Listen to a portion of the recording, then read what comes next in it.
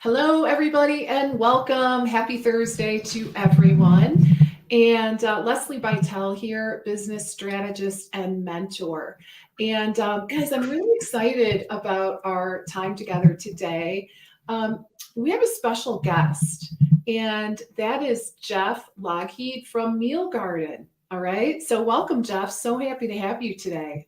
Hi, thanks. Thanks to see you again, Leslie. Yeah, so we're going to have a great conversation with Jeff today. Really looking forward to that. So we're going to be talking about some really, I think, super interesting topics, and specifically, I'd say the overarching theme today is teach versus tell. Okay, so are you teaching or are you telling? And it's a really important distinction that we're going to delve into a little bit more today. And the other thing is what your clients really want when they ask for a meal plan. Hand up if you can relate. How often do your clients ask for a meal plan? I know when I was doing this work, it was all the time. And, back then when I had my practice, we did not have amazing software such as Meal Garden. So it was like, oh my God, a meal plan. It was so much work. Can you relate to that? I'm sure many of you can. Many of you probably can remember those days before we had great software to really make this part of our job easy. So today we're going to be talking with Jeff. We're going to talk about the transition from plans to solutions and how smart practitioners are actually transitioning toward these meal solutions as a way to improve client success and simply as a strategy for growing their business as well. So, really looking forward to that. Let me give you a few specific bullet points that we'll be covering.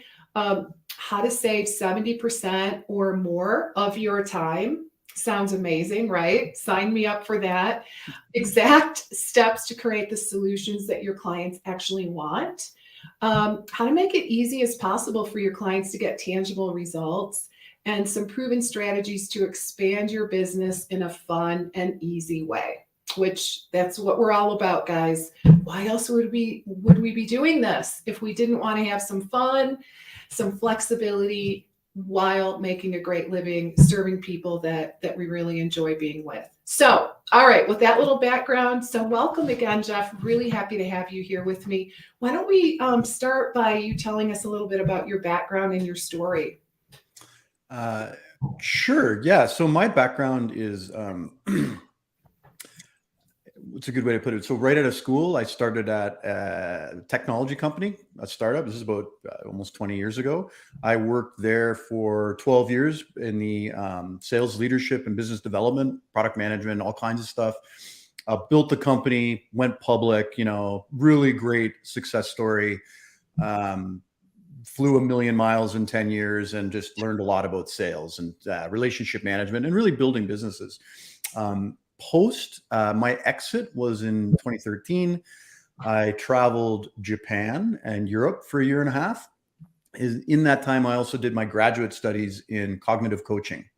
So executive coaching was what's typically called, but cognitive coaching where I went. And after that, I did a whole bunch of things in analytics and was working with different companies. And really, my focus is working with companies that have social impact. Right, things that make a difference to the world at large. So, the first company I was with worked in people transportation, and some of the other companies. So, a previous coworker from the company that we did the IPO at knocked on my door, I guess 2 or 3 years ago, and he was working on a product called Meal Garden, and I was like, oh, that's interesting. What's that? And he explained to me kind of the problem he was trying to solve, and I didn't know anything about it. And I was like, this sounds really cool because healthy eating is very problematic. I have struggled with that myself. I've obviously now I understand a lot better. But as I started to learning and working in Meal Garden, I realized that healthy eating is it's very unique for each person. Like there's some broad healthy eating, but then there's some very specific healthy eating, right? And I think one of the great stats that I came across, I think I always love talking about this, is there's 400 million people in North America, and there's under 100,000 actual health practitioners, and even fewer of them work one-on-one with customers, right? So I was like, it's really interesting. And so what Meal Garden does is we help practitioners connect with their clients, and we help in kind of three ways, right? One is make it easier with, as you mentioned, like save you tons of time, makes it way easier. Build a meal plan, 30 minutes, push it out, create collections, create membership sites, really, really easy to do, beautiful recipes, all that thing. The other thing is feedback loops, right? So making it easier for you to see how your client's progressing and to jump in there when they're not making, like at those coaching moments, I think you might call them, Leslie, like finding the perfect coaching moment and being able to kind of show up and say, hey, I think you might need to have a conversation. And then the third thing is kind of growing your audience, right? Building your business. So memberships, free programs, this idea of building the customer journey in those relationships. So I thought it was exciting. I was like, this sounds great. My co-founder Vlad, we decided, hey, let's build a team and build it out. And that's what we've been doing since then. And that's what we're doing today. That's awesome. So a really unique background. So really in coaching, like the executive coaching, but also technology. Yeah. The executive coaching, I think, was one of the things that, I think you're an MBA, right? So when I graduated, which is, I was like, well, should I do an MBA or should I do this cognitive coaching thing? And where I grew up and where I was trained at Trapeze, it's a very successful company. We had folks like yourself that were just great coaches, right? And they were like, ask the right questions and really let us get out there and learn and grow and succeed. And I was like, I think that'll be more interesting for me right now versus an MBA. So that's what I went on. I was just like, I could see that. Life changing, right? Life changing. The power of questioning is, and I think you and I are both in sales, and everybody's in sales. Yeah. The best salespeople are the best listeners and ask the best questions, which, I think everybody should remember that, because sales is the bullish, go get them sales. That's not the guy who's successful. The guy who's successful, or the gal who's successful, is introspective, listens, ask great questions, super curious, right? Very helpful. That is so true. Yeah. Oh my gosh. So true. Like, and I hear that a lot in the role that I'm in, right? Mm-hmm. Like, I hate sales because I hate selling myself. Yep. Right? Yep. And the reality is, it's not about you. Mm-hmm. Right? Yeah. You really don't have to sell yourself. It is not about you. It's about that person.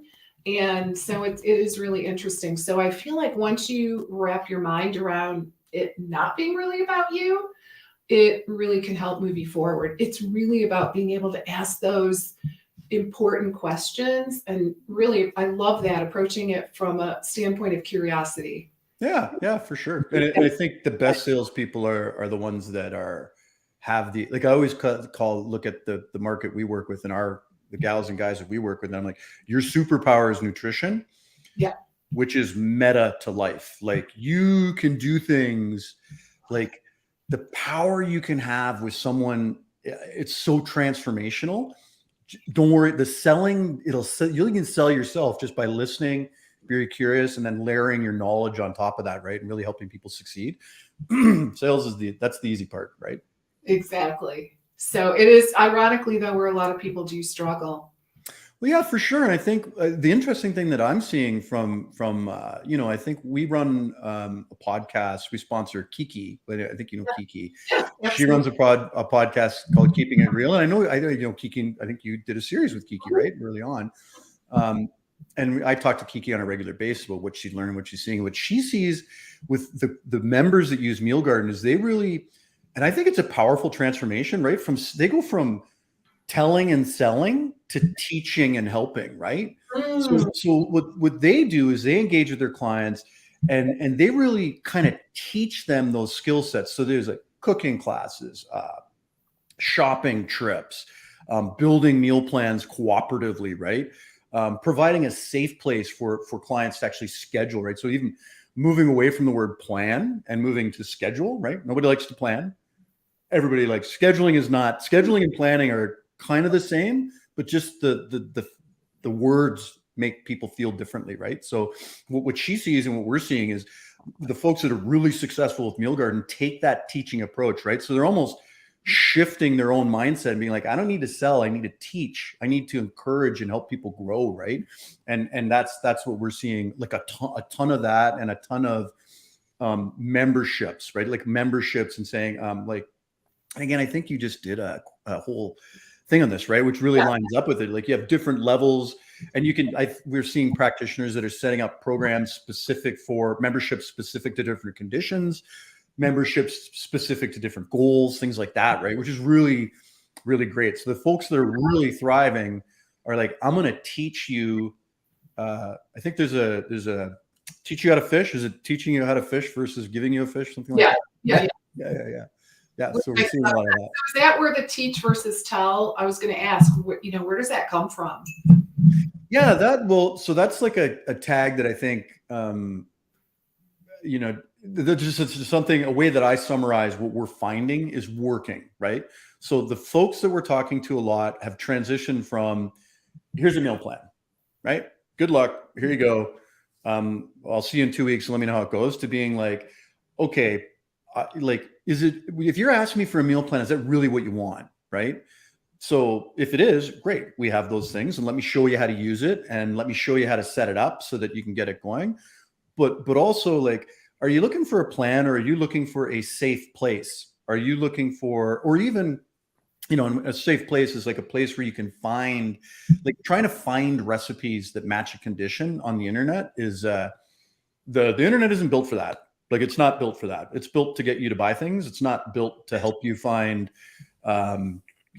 kidney safe type thing. It's not built for that. Right. So, helping people, providing them a safe place where they can go and find meals that match their needs, as well as, teaching in other areas as well outside of meals. Like, just sometimes you'd be surprised, or probably not you, but people outside of this industry would be surprised at, sometimes how hard it is to shop. Some people try and reading a nutrition label, like things like that, like just teaching those beta meta skills, so you're more comfortable, like nourishing yourself, right? And being able to navigate the world, right? Like, sometimes it feels like food manufacturers are, sometimes feel like they're kind of working against us. I don't think that's the case, but sometimes they can make it easier for us to help, right? Mm-hmm. Right. Absolutely. So tell us a little bit about, when someone asks for a meal plan, what are they really asking for? Yeah, well, so that's the thing. I think it's great when somebody asks you for a meal plan. I think this is a great coaching opportunity, right? So you can kind of think of a good question. Somebody asks for a meal plan. I think most people are like, sure, okay, let's go into intake mode and start telling me what you want that meal plan. So food preferences, right? That's a great way to do it. And that makes sense. But another way to do it might be like, okay, what do you want to achieve with your meal plan? Right? Like, what do you want to achieve? What do you, if I provide this to you, what is that going to look like? Right. And then being able to dig in. And I think when you dig into that, again, what people are asking for is like, I don't know what to do. I don't know what to do. So if giving me the meal plan is like this, it feels easy because now I have my plan and I can check that off, but that's not, it's folks that take that approach. I think the success rates are much lower than folks that say, well, is that really what you're looking for? And hey, why don't we start building skills and, starting, like, really using that request as an opportunity to create a conversation and then start digging deeper, right? So, like the 3 whys and all that, as you start asking more questions and digging deeper, well, sometimes what it actually comes down is, I just don't know how to cook. Well, a meal plan isn't going to help that. It's not going to help, right? It's not going to do it for you. Right. Or there's, you could give somebody a meal plan. They're like, I'm just constantly busy. I have 3 kids and I just don't have the time and I don't know what's going to happen. Oh, okay. Well, that's a whole different thing. Like, then what you need actually is maybe a set of recipes that you can pull out of the freezer, or maybe even what you need is like, there's so many neat things happening with the platform. It's so interesting to see, but some users are actually going to grocery stores for their clients and finding the pre-made meals and entering those into Meal Garden and saying, okay, hey, this is a grocery store that you go to.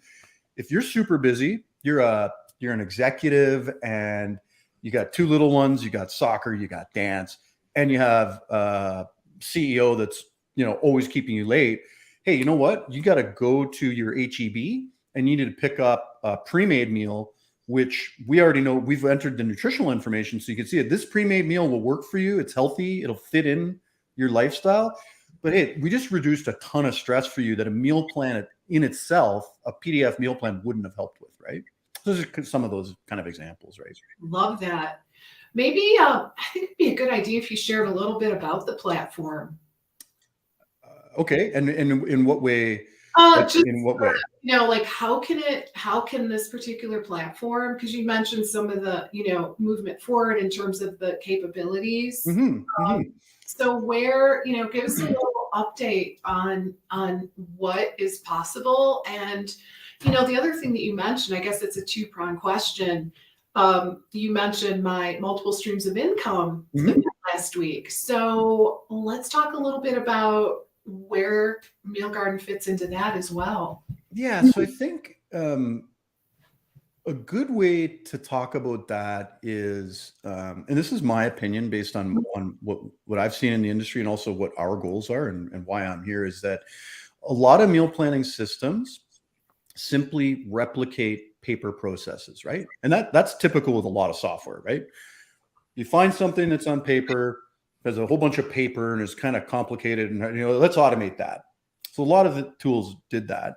What we did when we started building the product was taking a really fresh look and being like, we don't know anything about meal planning. So let's start talking to people and trying to figure out what exactly they need. And that's where solutions came from, right? So there's features and functions in Meal Garden to create a meal plan, zippity zap. So you go in, you do leftovers, make again, all kinds of very deep capabilities to make it really easy for you to build that meal plan and then share it with a client. Like we do that. But then we also looked at it and we're like, well, it doesn't sound like the meal planning that's one part of it, but there's also all these other things that you're doing around like resources, for example, handouts, right? Or handouts, like explaining, say you're working with a specific condition, right? Like hypertension or something like that. Not only are you want to kind of take care of the meal thing, but also incorporate content to kind of educate. So some people are curious, some people want to know, or even I think one of our most popular handouts is how to read a food label, which I still don't think they make it easy for you, but like just that kind of stuff. So we incorporated those things. And then we also started incorporating kind of memberships and programs. And again, this really came from conversations with practitioners around being like, what are you trying to do? And like, I want to grow my business. Yeah. Right. Okay. And a lot of the business growth strategies out there the way we saw it is like, well, why aren't we incorporating your superpower into that business growth? And your superpower being nutrition, right? And people love meals. Meals are meta. So how can we incorporate this thing through the technology to make it easier for you to kind of move into that hybrid model, right? Like I think hybrid is where everything's going. I personally believe that's the absolute best way to do it is hybrid. I don't think I'd want to do everything in groups or everything online. But it's a good balance. Those one-on-one conversations I think are the juiciest and where you're going to learn the most and sometimes have the most fun. But the group conversations actually provide a lot of value as well. So those kinds of things, and wrapping in multimedia. And I think the biggest thing that we've learned is make it really, really, really, really easy. Yes. Really easy. Like. So when you kind of look at the UX and the user experience in Meal Garden, we have a little bit bigger buttons, a lot of help, just a lot of contrast, a lot of obviousness. Because the other thing, like we heard a lot from our clients, is I want to get in, I want to get my things done, and then I got to get going. Like everybody has. What's one of the things that we were talking about is nobody got into this business to work 90 hours a week. That's not what we want to do, right? So how can we make it easier for people along this path? And I think. For me, coming from my background, relationships are key, right? One of the themes we had back when we were running sales teams and stuff was keep the conversation going. Once you've started a conversation, keep that conversation going. And as you become that trusted source, these people will come back to you. That's what they're going to do naturally. Nobody wants to necessarily, well, not nobody, but not most people don't want to search for solutions, right? They have a problem, they want to fix it, they want to move on. So keeping the conversation going, we've really tried to incorporate that into the technology. Like how do you build groups? How do you build how do you integrate with other tools, right? How do you make it so that, practitioners don't want to give their clients this huge list of things to go and download and all that, and you have a practice management. So like, how do we work with practice management? How do we move away from the app store so that your clients can just, pick up their phone, hit a button, boom, they're in, there you go. There's no apps, nothing's confusing, because it's a very sensitive space, right? I think your clientele or our client's clientele, it's a weird space. So a lot of them are in a lot of trouble. A lot of it's very private, right? Very sensitive stuff. So they just kind of need that comfort and kind of going and getting all kinds of different tools. The more complicated you make it, the harder it is for them to succeed, right? So yeah, and they won't want to use it. no, oh yeah, nobody. They'll reject it. Which, that's the last thing you want to happen, right? Where the client's like, oh my God, it's too complicated. I can't do this. For sure. And I know one thing is, like, I think a lot of clients ask for PDFs, which I almost every time somebody creates a PDF at a Meal Garden, which happens thousands of times a day, I actually feel in my body, I'm like, oh, but I understand accessibility. Mm-hmm. So not everyone wants to use an app or a program. So we're really trying to ease the industry towards online, but making it easy for people to get those PDFs and use those PDFs you want, because you don't want to agitate people. Right. You don't unless, like, I think in our space there's kind of required friction when you're doing a lot of change. Sometimes it is going to be uncomfortable, but let's make sure that's in places that are where it's necessary, and not make it hard through technology, right? Because like people don't come to a registered dietitian or a health coach for the technology. That's not what they're. It needs to be a complementary tool, like a sidekick. Like that's what we think Meal Garden is kind of a sidekick for a practitioner. Mm-hmm. And again, it just balances out. Like nutrition is your superpower, but it needs to it can't take up all your time. That just doesn't make sense. Right. Tell us a little bit about, so basically, just to kind of recap, I'm hearing that there's a lot of opportunity to partner with Meal Garden in order to achieve multiple streams of income, right? For 100%. It's absolutely 100% built in a way that, and again, this idea of the customer journey and where different people arrive is, for you, it's the best to start those conversations. So if you have some free programs, you have some free resources, and then maybe you have kind of a self-service opportunity, and then you really want to, you can use that data to find those people and send those messages for those more powerful, more impactful, like I think signature programs, master classes, those kinds of things. Like I know Kiki uses the software exactly like that, right? She has a free membership site. She has some paid stuff mixed in there. And then for the people that are really active, she reaches out to them independently and says, hey, you should join my masterclass. And that's the way to do it, right? Like when you have a sea of people, how do you find those kind of people that are going to be the right conversations at the right time? And that's data, right? Analytics can help you to kind of understand that, right? So if you maybe you have a free membership site and you have 10 people that are really, really active, hey, maybe those are the people that you focus on, because they're most likely to be interested in moving up the ladder, and they probably are going to find the most value, right? Right. You could probably flip it too and see people that aren't active at all and reach out to them, and maybe you're going to learn something from that. Maybe there's something with your offering that you can change to make it more attractive for those people that aren't engaged. But analytics is, and I think you talk a lot about that, like data and analytics, like that's another thing that we really think a lot about, is giving you that information so that you can optimize and move your business in a direction that's going to go with the market and make it easy for you to I guess stop spinning your wheels. I think sometimes sales can feel like spinning your wheels, right? Absolutely. So let's talk a little bit about what you call meal solutions, right? Mm-hmm. So how is that different as compared to meal plans, and what would be some examples of this in real life? So meal solutions are really, like, meal solutions could include meal plans, but it's really, a meal solution is, there's two terms that I use: in real life and meeting someone where they eat, right? So a meal solution is, and I think we used this example once. I got actually a couple great examples. So For example, HEB, right, which is a large grocery chain out of in Texas, right? Huge, just a spectacular business, great people. And what they do is they actually have plans and collections, and they've actually incorporated a bunch of their different types of meals. So you can do a lot of personalization in Meal Garden, and they've actually tagged all their independent meals as, grab and go, pre-cooked, this kind of stuff. So when their clients go into their Meal Garden, they're scheduling versus planning. Yeah. And they can kind of do it on the fly. So, some people will schedule on Sunday night or Monday morning. And they're like, you know what, I got soccer, so I'm going to go buy HEB, and I know that I can get this grab and go meal, and I know that it's on sale. So, hey, that's great. That's one way a solution works. So there's a woman named Angie in Toronto.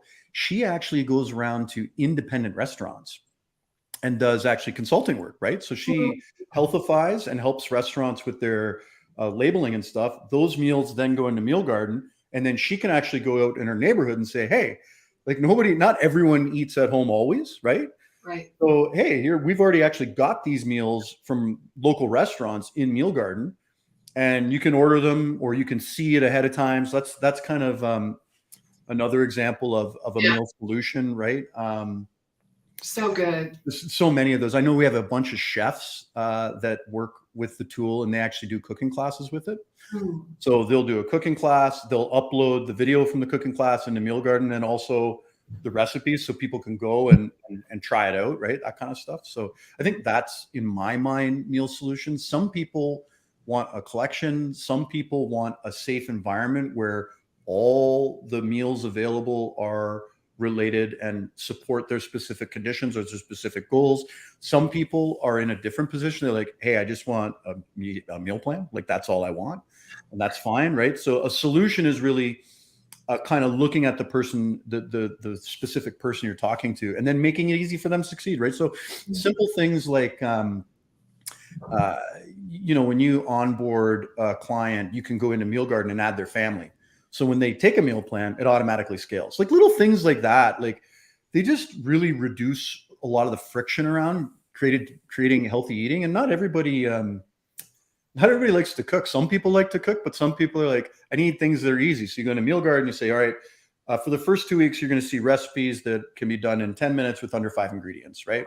So things like that. And even one of my other favorite examples is Diana out of South Florida, who had a client, a tech client, who every time at lunch they went for burritos, and they refused to not eat burrito. They're like, I have to do that's it. That's happening, right?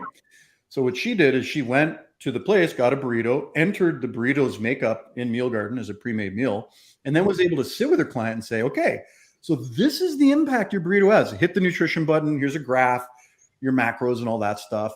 And this is the impact your burrito has. So this is how you need to eat around the burrito, which is fine. Like, that's fine. It's okay. I mean, you just have to change your eating habits around that. So that's okay, right? And you can kind of start. I think there's a whole bunch of other consulting that goes around, but that's kind of exciting stuff, right? So it's like taking meal planning from the computer, bringing it in real life, and then also, and in real life means integrating it with the way people move around the world, and then also meeting people where they eat, so that if people have are digging their heels in some places, you can back up and say, okay, well, what is it that you're eating? Well, let's put it in. We're going to automatically calculate all that nutritional information. And now we can compare it. We can say, hey, look, this is what this particular meal does to your body. And to offset that, you need to do these things, or, reduce. It's so funny how even just changing an ingredient can make such a huge impact. So moving from carb heavy to like, the mashed cauliflower or something like that, which, it doesn't seem like a huge deal, but it actually can, depending on the conditions or the goals you're aiming for, right? Make a huge difference. Those small changes sometimes are the best. Exactly. Yeah. Small changes for sure. It's really working. It's looking at the person, like the big picture, not just here's your meal plan. Good luck. Yeah, for sure. And it's making it easy for practitioners too. As I remember, I think it was the last time we talked. Yeah. You mentioned, which we did. I don't know, our conversation was all wibbly wobbly, right, with the technology. But you had mentioned that And I thought it was a great conversation. You'd mentioned that you weren't, back when you were doing this, you weren't all that comfortable with recipe. Like when people ask you, you're like, I don't want to step out of my comfort zone, but I don't know how to help you with that. Yeah. Right? Yeah. It was, I felt like it was a deficit for sure. Because it's just not, it wasn't my comfort area. And frankly, there weren't a lot of, there weren't options like this to really help me out. So yeah, I felt really, honestly, full transparency, I felt really uncomfortable with that culinary, like great at the science part, like more of a, I don't know, more of a diagnostician probably. Um, um, the clinical side, right? Here's what's going on, here's what you do, right? But in terms of implementing, that's where I felt really like, ooh, there's a deficit here, right? So yeah, I really struggled with that. Yeah, and I think that I think that a lot of people still. So first of all, I think that's great to share, and I think that a lot of folks out there, out of the hundreds of thousands or 100,000 practitioners, a lot are still in that space, and I don't think that's a bad thing. Being diagnostic and working on the science is like pretty meta too, right? That's pretty important. And I think that might be, in a lot of situations, I'd rather have that skill than the other skill, right? But having a tool that you trust that has meals in it that are being created and cultivated by peers like yourself, so you can say, hey, I got a thing that I can say, okay, these are your conditions, these are your food sensitivities, away you go. And then you can use that as a tool for conversation building, for progress tracking, stuff like that. Just making it easier for folks like yourself to get in there and do that and not be intimidated by technology, because it's not like we need another technology tool, right? Like I think most people have 8 to 10 tools in their technology stack. Of those, probably you're using about 20% of the capabilities, which is so frustrating, a whole different conversation. But it's also just that mental model of having to build up that recipe base, or doing things that are out of your comfort zone, which you're already moving 1,000,000 miles a minute, right? And to be fair, the diagnostic part is the important part. So how do you incorporate meals in an easy way that you're comfortable with, that's providing value to your client, and then also is evolutionary, so it's evolving, right? So then you start thinking about AI and these kind of really interesting things, and you're like, oh, that's pretty cool, right? So, and those are things that are AI is a little ways off, but there's some really neat things that we'll be able to use AI as complementary to the practitioner. You cannot remove the practitioner from these models, and I believe that no matter how hard they try, I actually think that's the wrong approach. I think the approach that's going to be most successful to actually having an impact on the world is empowering practitioners to meet with more people, right? Moving to that hybrid, moving to that group model, touching more people, and then from that group, finding the folks that really want to engage at that next level, right? Like I think that's how, and artificial intelligence and all these things are going to support the practitioner. The human will always be very, very important, especially with these things that are very, very sensitive and very intimate, right? Like a lot of the stuff is very intimate to your client. So just punching things into a computer, they've been trying for 20 years to do that. And it's not the assisted model, I think, is the right approach. Yeah. So AI isn't the ultimate. It's more of a complement, right? It is. It's very, very, very difficult stuff. I have another graduate degree in AI management and data science management, and it's very, very difficult to do with food. Yeah, it's too personal, right?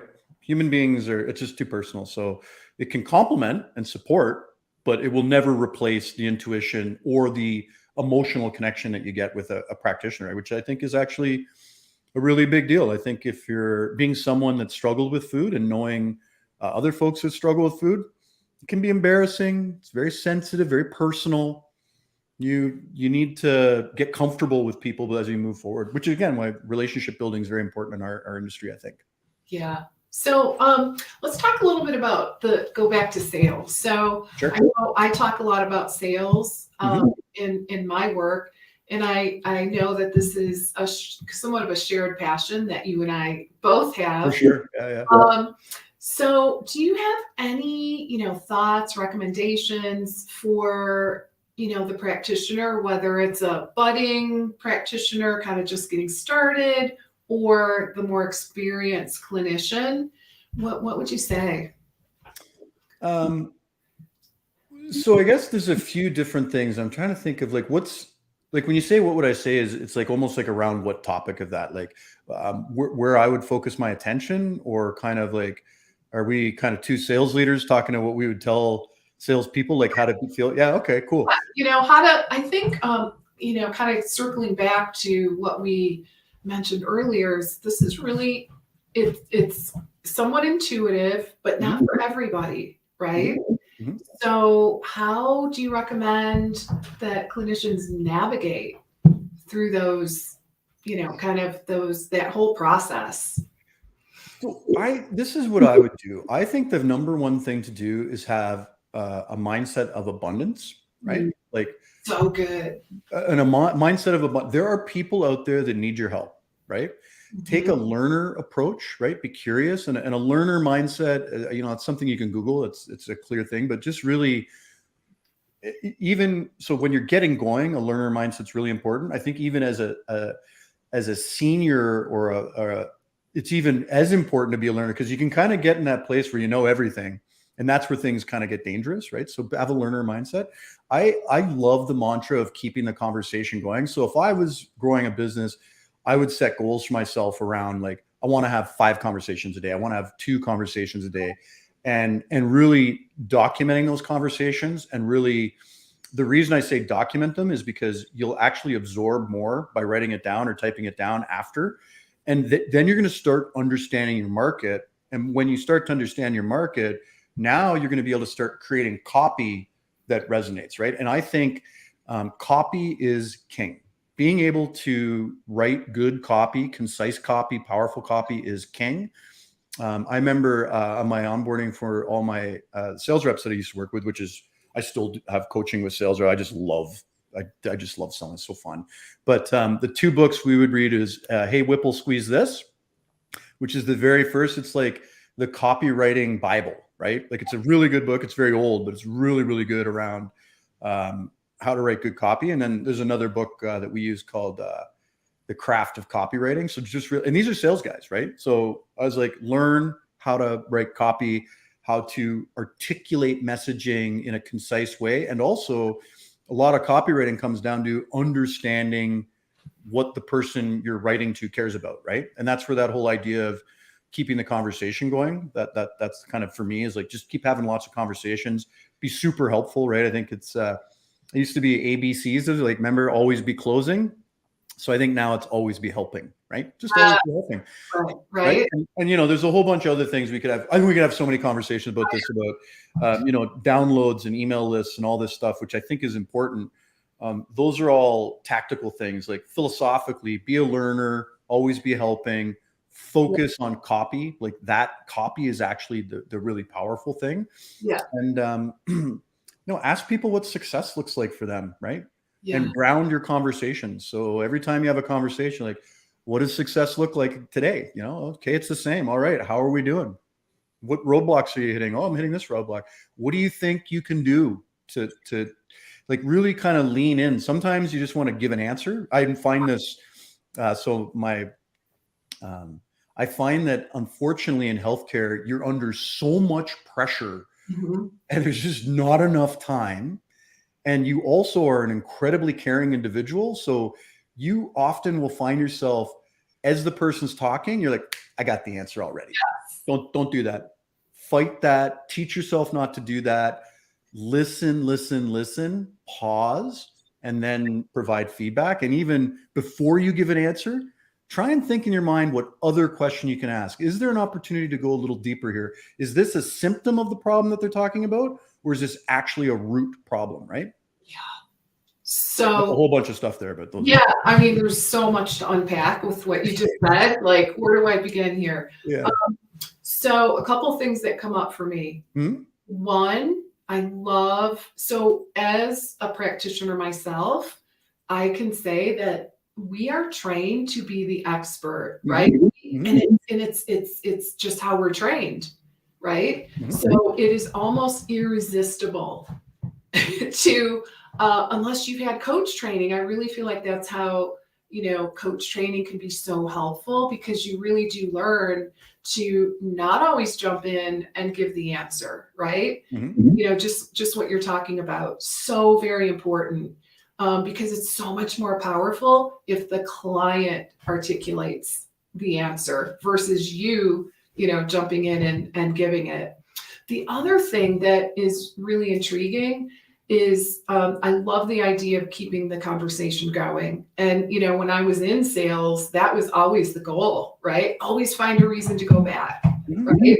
So that you can keep the conversation going. So I'm thinking that some of our audience is wondering, well, like, how do I actually do that? How do I have 2 conversations a day?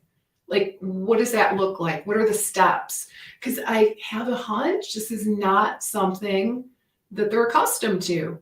So how would you recommend, like, just reach out to people, text them, email them, and say, hey, I'd love to have a chat with you? Like, how do you do that? So no, it's a great question. There's courses built around that, right? So I think I know it's not an easy one, but this is what I do. The practical, like, okay, I love this idea, Jeff. I want to do it, but how? What do I do first? No, so it's like this is where the grind and the hustle and it's like pivot, move, duck, dash, turn, like just get out there and ask people. So email people, get on Facebook and groups and stuff like that. Like, it doesn't necessarily matter who you're talking to, just do it. It's like practice. It's like any skill, any sport, and you want to just keep talking to people. And the key thing is not only talking to them, but going back, looking at your notes, recording your notes, and absorbing and reflecting on the conversations. But if I was to say how to do that, I would be like, every blog post I wrote, every email I sent, every person I talked to, I would be 2 things. 1, let's have another conversation. And if I was trying to get a first conversation, I'd be like, I'm here to talk. I'm here to talk. My life is focused on helping you. So I'm here to talk. So if you get the first conversation, before you hang up, get yourself an action item for a second conversation. So it's as easy as just saying, okay, so when are we going to talk again? Yeah. Right. When are we going to talk? Or what should we talk? Or even like another great question would be, what are we going to talk about when we talk next?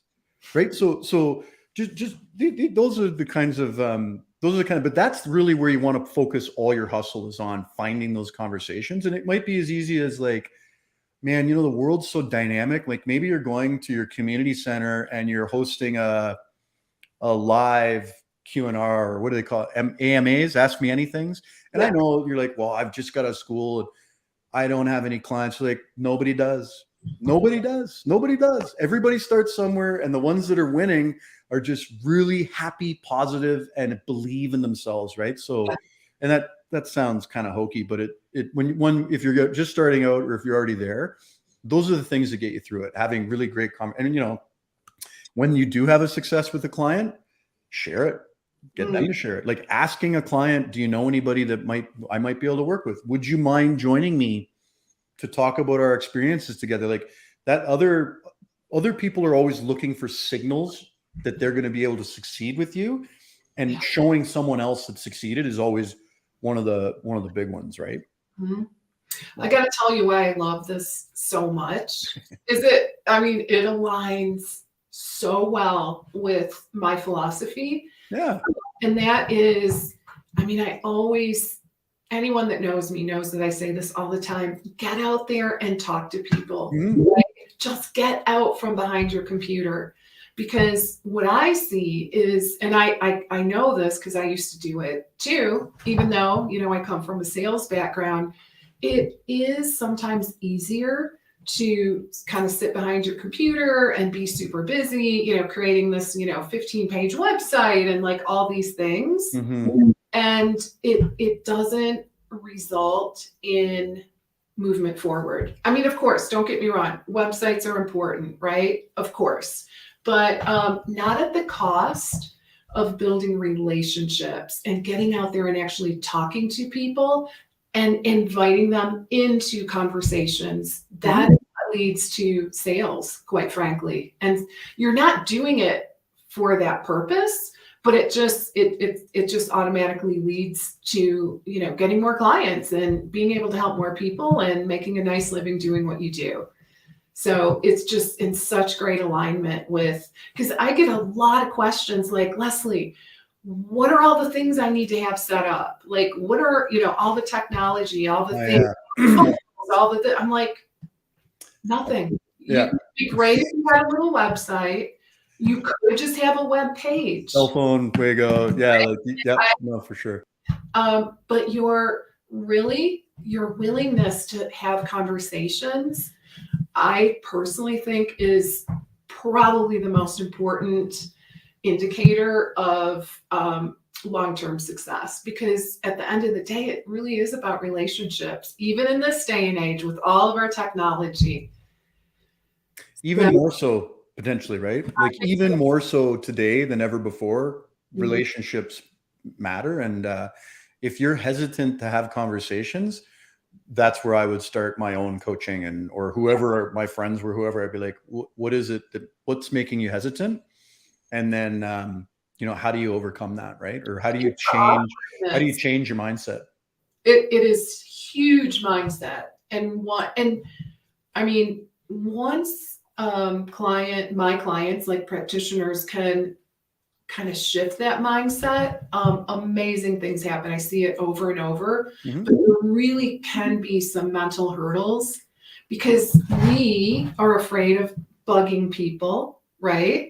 We're afraid like they're going to perceive us as like, oh, what are you doing? And the other thing is we're just so used to texting now, right? Having conversations is not as typical. Oh, I totally, I remember one of my favorite presidents that I worked for he said to me, he's like, don't send me emails anymore. Just call me. Like, I don't have Jeff. We're not, just call me. We'll get, or if you want to send me a text, say, when can we talk? Right? Right? Which is good. You get a lot more accomplished, but it's hard to say. I think also a lot of you and the industry are operationally focused, right? If you're coming from a healthcare setting, you're kind of being fed. And again, it's tough. It's, I think, one of the biggest challenges for the world to solve right now is just like, how do we give all of you a little breathing room so you can actually start effective making change and helping people? Because we've actually built some bad habits in, I don't know why, but because of the way the industry is structured, we've built these habits around give them an answer, get on to the next person, give them an answer. You don't have the opportunity to take the time and really understand what are the barriers to you eating healthy? Like, just, it certainly isn't that you can't find a meal plan. There's got to be more to it than that, right? So, and if you listen to them and people, what is it? One of the coaching things is seen, heard, and understood, right?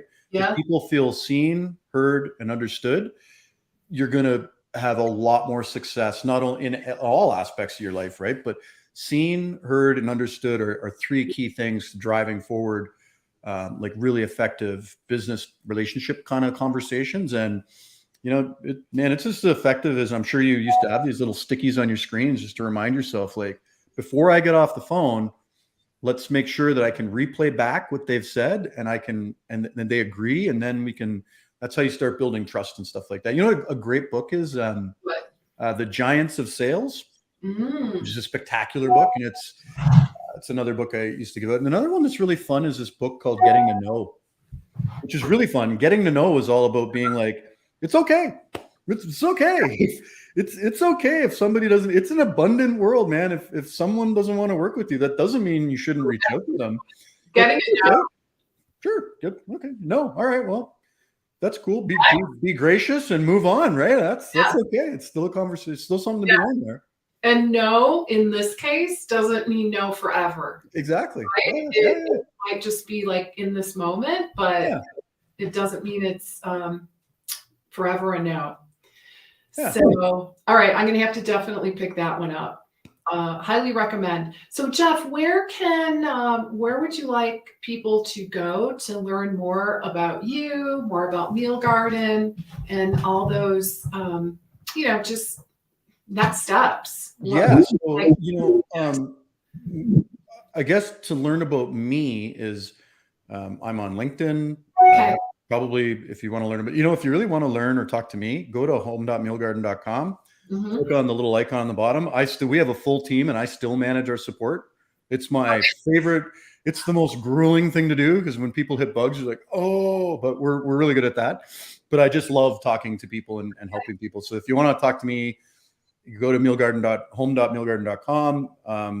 If you want to learn anything about, we have a Facebook group. Kiki runs I think is a spectacular podcast, which doesn't really talk a lot about meal. She talks about people that use Meal Garden to succeed, but Meal Garden is always a sidekick. It's never a focal point of those conversations, and some really exciting conversations there about interesting things. But what's the name of the podcast? It's called Making It Real.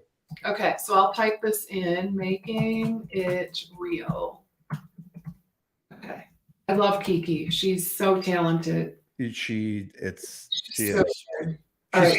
starting a campaign, or for this year it's called the Meal Garden IRL, Meal Garden in Real Life. So really doubling down on the different ways that you can use meal, because there's some exciting things I think that as practitioners, independent practitioners, we're not doing enough of, because we haven't even thought of it. Like, who thinks of going to a grocery store and collecting sales and then creating a meal plan? And you're like, man, that's actually super valuable. Or coordinating with local restaurants and making it, like that stuff is the powerful stuff, right? That's really juicy. So Kiki's on a mission to kind of find more people that are using Meal Garden in those ways and sharing that stuff. So it's really interesting. So cool. Okay. Yeah. So Making It Real podcast, highly recommend. Kiki's awesome, guys. So that's so nice.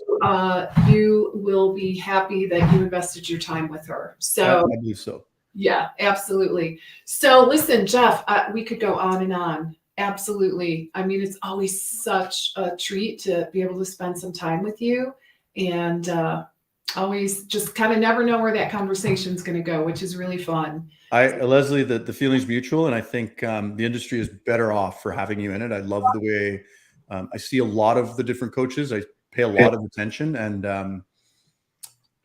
I love your focus on execution versus tech stack and looking at ways to build relationships and kind of grow those relationships. I believe those are the way that's how you're going to succeed. And that's how you're going to have a bigger impact and a better balance in life. So thanks so much for your help. And thank you. We could do this like once a week. It's great. I love talking sales. And well, let's shoot for every quarter. How's that? Sure. That would be awesome. All right. Let's do it, Jeff. All right. All right, guys, thank you so very much for joining us today. It was awesome to have you along, and I will look forward to seeing you same time, same place next week. All right, bye for now, everybody. Have a great week. Thanks for your time. Bye, Jeff. Bye.